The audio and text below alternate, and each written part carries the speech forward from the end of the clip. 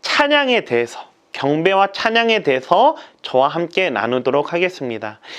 예배와 찬양, 뭔가 비슷한 것 아닌가? 라고 느껴질 수 있습니다. 허나 조금 다릅니다. 저와 함께 찬양과 경배가 무엇인지 함께 알아보겠습니다. 경배와 찬양, 과연 무엇일까요? 바로 나를 낮추고 하나님을 높이며 하나님을 칭찬하며 그분의 존재와 행하신 일을 드러내는 것입니다. 우리 하나님의 존재와 하나님이 행하신 일, 과연 무엇일까요? 그것은 이 다음에 나올 우리 이진아 목사님의 강의를 통해서 알 수 있습니다. 그분이 어떠한 분인지, 그분이 어떠한 일을 했는지를 우리가 그것을 안다면 당연히 하나님을 찬양할 수 있습니다. 우리 다시 한번 고백해 볼까요? 경배와 찬양이란 나를 낮추고 하나님을 높이며 하나님을 칭찬하며 그분의 존재와 행하신 일을 드러내는 것입니다. 우리 어린이 성도님들에게 좀 이해하기 쉽게 표현한다면 이렇게 교육해 주시면 좋을 것 같아요. 찬양은 내가 낮아지고 하나님을 높이고 하나님을 자랑하는 거야. 더 어린 성도들에게는 이렇게 더 쉽게 표현하면 좋을 것 같습니다.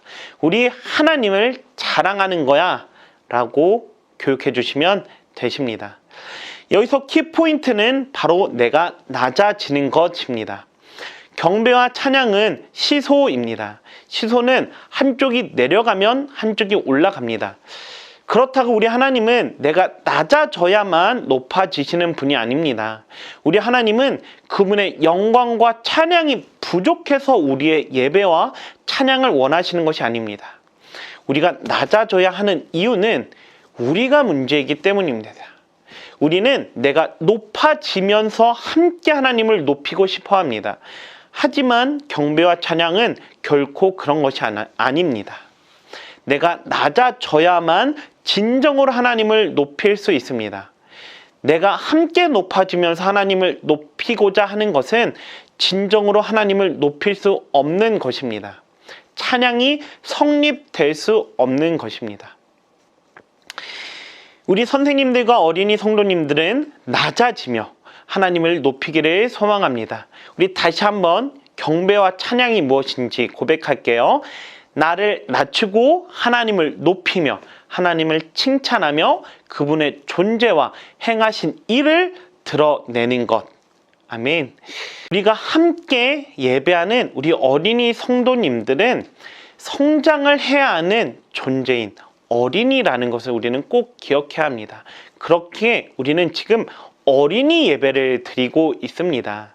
그렇기에 어린이 예배의 특징과 어떻게 어린이들이 예배를 잘 할 수 있을지에 대한 방법에 대해서 함께 나누겠습니다.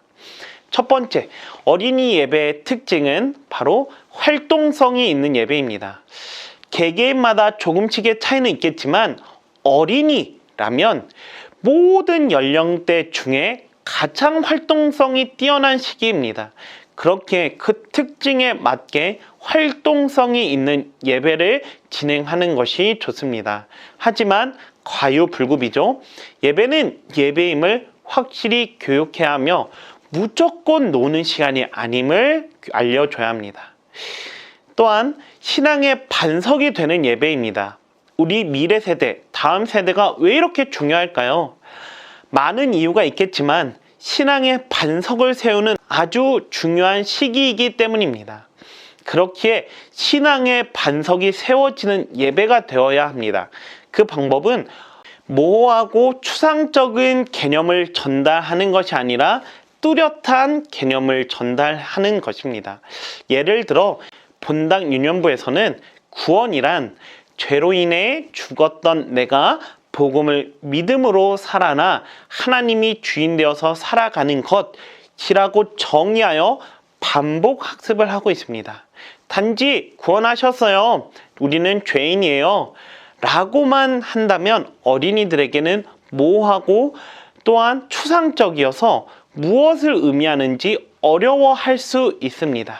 그렇기에 용어를 정확하게 정의하여서 반복적으로 교육하는 것이 매우 효과적이며 신앙의 반석을 세우는 일에 아주 중요합니다.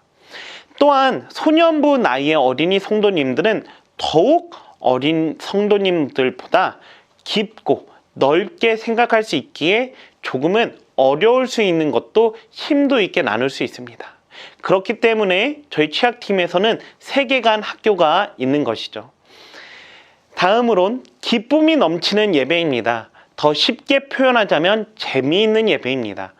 하나님을 섬기는 예배이지만 어린이들이 함께하는 예배이기에 기쁨이 있는 요소, 재미가 있는 요소가 아예 없을 수 없습니다. 그렇기에 건전하고 건강한 방법으로 기쁨이 넘치는 예배가 어린이 예배입니다. 또한 관계성이 끈끈한 예배입니다. 함께 참여하며 친구들과 함께하는 공동체가 있는 예배가 바로 어린이 예배입니다. 왜냐하면 어린이들은 교회에 자신의 친구가 있는지 없는지 매우 중요하고 교회를 다니느냐 마느냐까지도 결정할 정도의 아주 중요한 요소입니다. 이것은 오히려 사춘기를 겪으며 관계가 가정에서 또래, 친구에게로 옮겨지는 고학년 어린이들에게 더욱 드러나는 현상입니다. 그렇기에 오히려 고학년들은 부모님이 교회를 나오지 않더라도 친구가 있으면 교회를 나올 수 있는 것이죠. 그렇기에 찬양 율동팀, 찬양대, 어린이 셀 등등 어린이들의 관계성을 형성할 수 있고 그 공동체가 하나님을 함께 예배할 수 있는 그런 공동체가 있다면 아주 좋은 어린이 예배가 될 것입니다. 또한 소통이 이루어져야 하는 예배입니다. 어린이들의 궁금증, 반응들이 묻히는 것이 아니라 직접 표현하며 소통되는 예배가 되어야 합니다. 그렇기에 저 개인적으로는 어린이 예배는 시끄러운 예배라고 정의합니다. 청소년, 장년 예배와는 조금 다르죠. 마지막으로 하나님이 주인인 예배입니다. 가장 중요한 것은 바로 어린이가 함께하는 예배, 그 예배의 주인은 하나님이시라는 겁니다. 이것을 끊임없이 교육하고 이 중심이 흔들려서는 안 됩니다. 그렇다면 어린이들이 어떻게 하면 더 기쁨으로 감사함으로 찬양할 수 있을까요? 그 방법이 무엇이 있을까요? 첫 번째, 어린이는 대상화를 하기 때문에 내가 먼저, 저와 우리 선생님들이 먼저 올바른 예배를 해야 합니다. 다음으론 예배와 찬양 율동 시 우리의 집중은 하나님과 예배를 하고자 하는 어린이들에게 맞춰줘야 합니다. 예배를 하지 않고 있는 어린이들에게 맞춰져서 그 아이들을 끌고 오려다 보면 오히려 예배를 하고자 하는 어린이들에게도 집중되어지지 않습니다. 중요한 것은 하나님을 집중하고 예배하고자 하는 어린이들이 함께 기쁘고 감사가 넘치는 것을 보여주다 보면 예배에 참여하지 않고 조금 외곽에 있는 어린이들도 자연스럽게 함께 예배할 수 있을 것입니다. 다만 그 시간이 조금은 오래 걸릴 수 있겠지만 아주 자연스럽게 참여할 수 있게 될 것입니다. 또한 찬양과 율동을 할 때 우리는 부정적인 표현을 하게 되는데 결코 좋지 않습니다. 이는 어린이들에게 협박처럼 들리게 됩니다.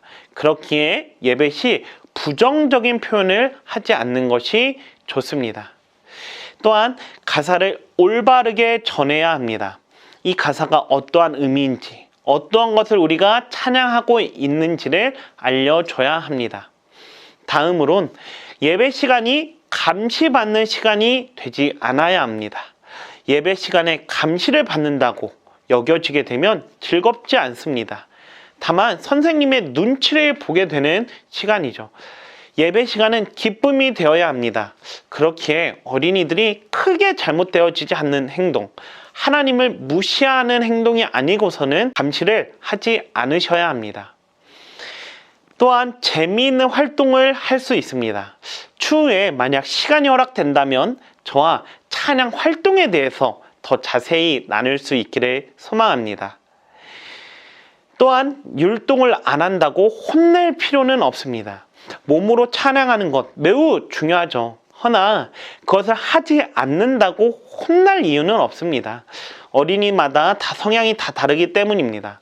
오히려 율동을 잘 하고 있는 어린이들이 이를 무대로 생각할 수도 있습니다. 즉 내가 드러나는 시간으로 생각할 수 있습니다. 중요한 건 중심이라는 것이죠. 다음으로 참여하는 예배, 함께하는 예배 요소들을 첨가해야 합니다.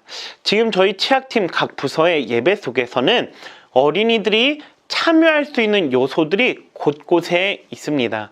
그것들을 잘 활용하여서 예배 구경꾼이 아닌 참여자로서, 예배자로서 도울 수 있습니다. 다음으론 나이가 더 어린 성도들의 예배에서는 성경을 읽고 쓰는 것에 대해서 더 많은 시간이 필요하기에 천천히 말하며 또박또박 전달해야 합니다. 제가 좀 중요하게 생각하는 것은 선생님의 감정이 아이에게 흘러가게 됩니다. 우리 선생님들도 개인의 삶에 있기에 매우 제가 조심스럽게 말할 수 있는 부분이지만 선생님의 감정이 우리 어린이들에게 흘러가 예배에 영향을 끼치게 됩니다. 그렇기에 예배 전에 저와 우리 선생님들은 그 중심에 하나님을 더욱 집중하며 예배하기를 간절히 소망합니다. 또한 어린이들을 맞이해야 합니다. 너무나도 당연한 이야기죠.